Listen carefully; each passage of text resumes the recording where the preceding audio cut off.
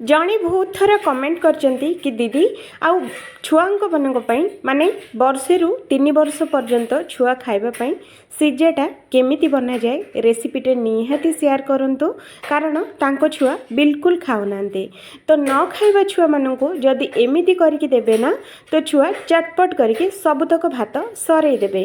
तो चलते आज आम बनैबा गोटे नुआ स्टाइल रो छुआ मानक पई खिचुड़ी कहि परिबे नहेले सिजा भी कहि परिबे। तो चलतु आज आम तैयारी करबा वर्षे रु 3 वर्ष पर्यंत खाइबा पई छुआ माने खेचुड़ी। तो केमिति तैयारी करा जाए चलतु देखिबा। आ दया करके वीडियो को गोटे लाइक चैनल टी सब्सक्राइब करबा बिल्कुल भूलिबेनी।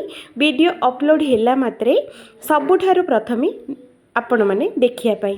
तो डेरी न करके चलतु आज आम बनैबा गोटे स्पेशल खिचुड़ी जो मान पिला मानकु पाटी को बेसुआदिया लगिले भी यही खिचुड़ी जदि बनैकी देबे एकदम सुआदिया आसीबो आ खाइला मात्रे देह सबकिछि हेल्दी रहिबो। तो चलतु आज आम बनैबा।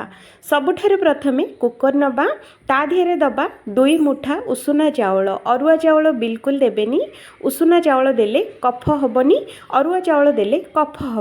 तो से उषुना चाउलटा व्यवहार करंतु। तो ये आम 2 मुठा चाउल पाई एठी मु गुटे मुठा एठी मु नेछि हर डाली जगार आपण माने मुग डाली भी ऐड करि परिबे कि मसूर डाली भी ऐड करि परिबे। तो ये पानी आम देकी 2 रु 3 थर ए चाउल आ डाली को भल से आम धोई नबा। तो देखंतु एमिति करके घसी घसी धोइबे। धोई सारला परे आउ थरे नहीं आसीबा। तो ये देखंतु फ्रेंड्स मु 2 रु 3 थर बढ़िया से आपको धोई देइछि। तो ये आम कौन करबा 1.5 ग्लास पानी ये आम दबा। अधिक पानी बिल्कुल देबेनी, 1.5 ग्लास पानी काफी। तो ये भात को आम बनैया ये मुझे 3-5टा छोट छोट साइज रो फुलकोबी सांगरे गोटे आलू मुझे देइछि। तो देखिपे चोपा छड़ेकी धोईकी देबे। आउ ये देखो फ्रेंड्स मुझे गोटे गाजर को धोईकी एमती बड़ बड़ आकार रे काटिकी देइछि। आउ एठी आमे दबा बीटरूटा भी टिके नाको काटिकी चोपा छड़ेकी धोईकी एठी लंबा लंबा काटिकी एठी आमे दबा।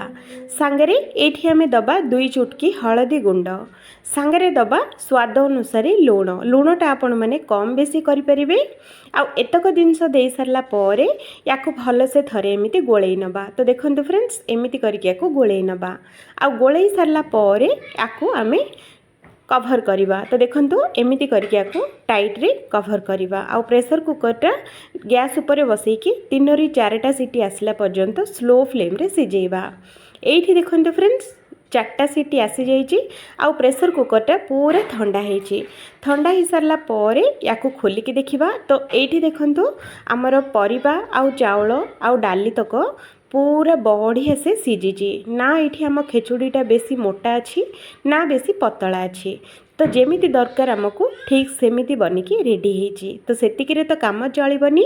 तो ये आम कौन करबा गोटे तड़का पैन बसैबा ता धीरे गोटे चामच घी को ये आम गरम करबा। गरम हो गला परे आधा चामच जीरा ये आम देदबा। आउ गैसटा को सांगे सांग बंद करदबा।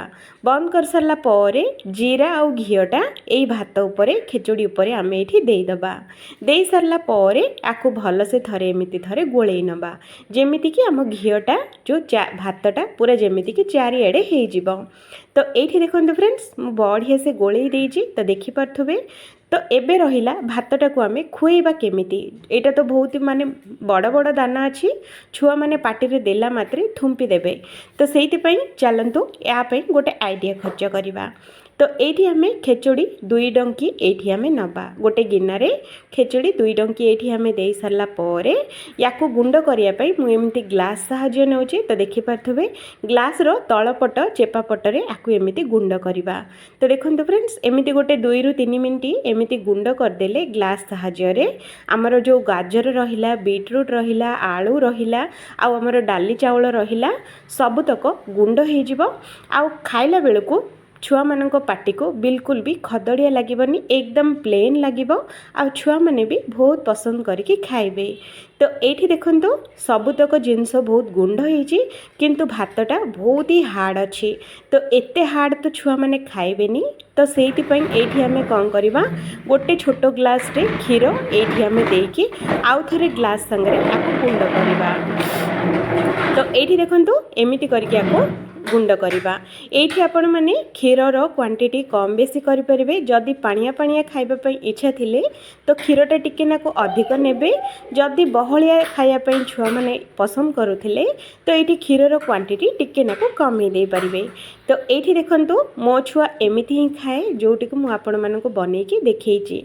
तो ये देखंतु एक ना बेसी पानिया होइची ना बेसी मोटा होइची जदि एमिति करके देबे तो छुआ मैंने बहुत ही पसंद रे खाई नेबे आउ बांती करेनि आउ कि पार्टी रे देला मात्रे थुम्पिबेनी। तो निहाती ये रेसिपीटे जदि भल लगे तो आपण मानक छुआ मानक एमिति करके दियंतु देखिबे खाइबार लागिबे एते टेस्टी आउ एते बढ़िया लागिबो जे आ बास्नारे ही बड़ माने भी खाइबा पई पसंद करिवे। तो आउ थरे देखा हबो आउ गोटे नुआ आउ गोटे फ्रेश वीडियो रे।